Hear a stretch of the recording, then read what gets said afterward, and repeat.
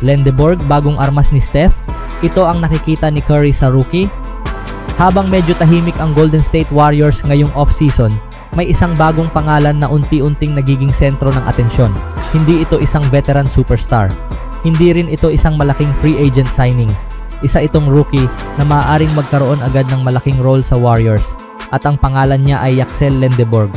Pinili ng Golden State si Lendeborg bilang 11th overall pick sa 2026 NBA Draft, at based sa kanyang edad, experience at physical ability, mukhang hindi siya rookie na balak lamang paglaruan ng Warriors sa bench. Mukhang may mas malaking plano ang Golden State para sa kanya. At kung may isang tao na excited na makita kung ano ang kaya niyang gawin, iyon ay walang iba kundi si Stephen Curry. Kamakailan ibinahagi ni Curry ang kanyang unang impression kay Lendeborg, at masasabi nating mataas ang kanyang tingin sa bagong rookie. Ayon kay Curry, mukhang confident, composed at competitive si Lendeborg. Binanggit din niya na isa itong champion at excited siyang makasama ito at makita kung ano ang maaari nilang mabuo bilang magkakampi. Pero may isa pang bagay na sinabi si Curry na maaaring hindi gaanong napapansin ng fans. Para sa kanya, malaking bagay ang energy na dinadala ng isang rookie sa locker room. At kapag ang rookie ay may talent tulad ni Lendeborg, mas nagiging exciting iyon para sa buong team. Pero ngayon, ang malaking tanong ay ito: ano nga ba ang dapat asahan ng Warriors mula kay Lendeborg sa kanyang unang NBA season? Dahil kung pagbabasehan ang kanyang profile, mukhang hindi siya typical na rookie. Siya ay may taas na 6'9" at timbang na humigit kumulang 241 pounds. Ibig sabihin, mayroon na siyang katawan na kayang makipagsabayan sa physicality ng NBA. At isa pa sa mga kakaibang bagay tungkol sa kanya ay ang kanyang edad. Sa pagsisimula ng season, 24 years old na siya.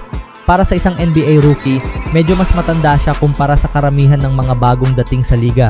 Pero maaaring maging advantage iyon dahil mas marami na siyang experience, mas mature na ang kanyang laro. At maaaring mas handa siya sa physical demands ng NBA kumpara sa isang rookie na nagmula lamang sa college at kailangan pang masanay sa professional level. At dito nagiging mas interesting ang sitwasyon. Dahil maaaring hindi lang opportunity ang makuha ni Lendeborg sa kanyang unang season, maaaring kailanganin talaga siya ng Warriors. May mga injuries na maaaring makaapekto sa kanilang rotation, lalo na kina Jimmy Butler at Moses Moody. Kung hindi sila magiging available sa simula ng season, kailangan ng Golden State ng mga player na kayang punan ang kanilang mga minuto at production, at maaaring doon magkaroon ng malaking pagkakataon si Lendeborg. Hindi natin masasabi na agad niyang mapapalitan ang production ni na Butler at Moody. Hindi rin fair na asahan na magiging superstar agad siya, pero may ibang bagay siyang maaaring dalhin sa court: physicality, athleticism, energy, at aggression. Si Lendeborg ay isang player na hindi natatakot umatake papunta sa basket. Kapag nakita niya ang opening, kaya niyang bumaba papunta sa lane at tapusin ang play malapit sa rim. At para sa isang Warriors team na matagal nang nakadepende sa perimeter offense at shooting ni Curry, maaaring maging interesting na magkaroon sila ng player na kayang umatake sa loob. Pero hindi lang sa loob ng court siya maaaring maging useful. May kakayahan din siyang mag-shoot mula sa labas. Habang naglalaro para sa Wolverines, nag-shoot siya ng 37.2% mula sa 3-point range. Hindi iyon nangangahulugan na magiging elite shooter agad siya sa NBA. Pero sapat itong indikasyon na hindi madaling balewalain ng defenders ang kanyang perimeter game, at kung magiging consistent ang kanyang shooting habang ina-adjust niya ang sarili sa NBA, maaring mas maging mahirap siyang bantayan. Dahil isipin ninyo ang sitwasyon: kung nasa court si Curry, kailangan mong bantayan ang isa sa pinakamahusay na shooter sa kasaysayan ng basketball. Kung si Lendeborg naman ay nasa parehong lineup at kaya niyang mag-shoot, umatake sa basket, at gamitin ang kanyang physical advantage, magkakaroon ng isa pang problemang kailangang solusyonan ng defense, at iyon ang maaaring maging malaking tulong kay Curry. Pero may isa pang possibility na mas lalong magpapataas ng expectations sa kanya: ang Rookie of the Year race. Oo, maaaring masyado pang maaga para pag-usapan iyon. Hindi pa siya nakakapaglaro ng regular season NBA game at napakarami pang maaaring mangyari. Pero kung malaki ang opportunity na makukuha niya dahil sa injuries at sa pangangailangan ng Warriors, maaari siyang magkaroon ng mas maraming minutes at possessions kaysa sa ibang rookies. At kapag maraming playing time, mas maraming pagkakataon para ipakita ang talento.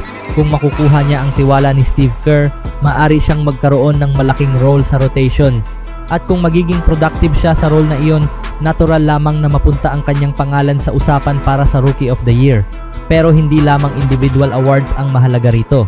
Para sa Warriors, mas mahalaga ang tanong kung ano ang magiging epekto niya sa buong team dahil hindi na bata ang roster ng Golden State. Marami sa kanilang key players ay nasa veteran stage na ng kanilang careers. At habang mahalaga ang experience, kailangan din ng team ng bagong energy, kailangan nila ng athleticism, kailangan nila ng youth, at iyon ang maaaring dalhin ni Lendeborg. Isipin ninyo ang isang Warriors lineup na may veteran leadership ni Curry, experience ng kanilang ibang veterans, at isang batang player na walang takot umatake at maglaro ng agresibo. Maaaring iyon ang combination na kailangan nila habang nagpapatuloy ang season at maaaring mas lalo itong maging mahalaga habang papalapit ang second half ng season dahil habang tumatagal ang NBA season, mas lumalabas ang epekto ng pagod, mas maraming injuries, mas maraming back-to-back games, at mas nagiging mahalaga ang depth. Kung makakapagbigay si Lendeborg ng quality minutes, maaaring malaking bagay iyon sa Golden State, at kung magiging consistent pa siya, maaaring mas lumaki ang role niya habang lumilipas ang season. Kaya ngayon, hindi na lamang dapat tingnan si Lendeborg bilang simpleng 11th overall pick. Maaaring isa siya sa pinakamahalagang pieces ng Warriors ngayong season. At marahil iyon din ang dahilan kung bakit positive ang unang reaction ni Curry sa kanyang arrival. Dahil alam niya kung gaano kahalaga ang magkaroon ng bagong energy sa isang veteran team. Alam din niya na habang papalapit ang huling bahagi ng kanyang career, kailangan ng Warriors na makahanap ng mga bagong players na maaaring maging bahagi ng kanilang future. At maaaring si Lendeborg ang isa sa mga iyon. Hindi pa natin alam kung magiging superstar siya. Hindi pa natin alam kung magiging starter siya. At hindi rin natin alam kung gaano kabilis niya maa-adjust ang kanyang laro sa NBA. Pero may isang bagay na malinaw, may opportunity siya at minsan iyon lang ang kailangan ng isang talented rookie. Kapag binigyan mo siya ng minutes, responsibility at tiwala, maaari mong makita ang isang player na hindi mo inaasahang lalabas agad. At sa sitwasyon ngayon ng Warriors, mukhang nandoon ang lahat ng ingredients para mangyari iyon. May roster na nangangailangan ng bagong energy. May mga injuries na maaaring magbukas ng playing time. May isang superstar na nangangailangan ng karagdagang suporta. At may isang 24-year-old rookie na mukhang handang patunayan na karapat-dapat siya sa pagkakataong iyon. Kaya habang naghihintay ang lahat kung ano ang susunod na gagawin ng Warriors sa off-season at sa regular season, baka dapat ding bantayan ng mabuti si Yaxel. Dahil maaaring hindi siya ang pinakamalaking pangalan na dumating sa Golden State ngayong summer. Pero posibleng siya ang isa sa pinakamahalagang bagong mukha ng franchise. At kung tama ang nakikita ni Curry sa kanya, maaring mas malaki ang role ni Lendeborg kaysa sa inaasahan ng maraming tao. Ang tanong ngayon ay hindi na lang kung kaya ba niyang maglaro sa NBA. Ang mas interesting na tanong ay ito, gaano kalaki ang role na handang ibigay sa kanya ng Warriors? At kapag nabigyan siya ng pagkakataon, kaya ba niyang gamitin iyon para tulungan si Curry at ang Golden State na magkaroon ng panibagong buhay? Dahil kung mabilis siyang mag-adjust, maaring hindi lamang Warriors fans ang mapapansin sa kanya. Maaring buong NBA ang magsimulang magtanong kung paano nakakuha ang Golden State ng isang rookie na mukhang handa nang gumawa ng malaking impact sa unang taon pa lamang.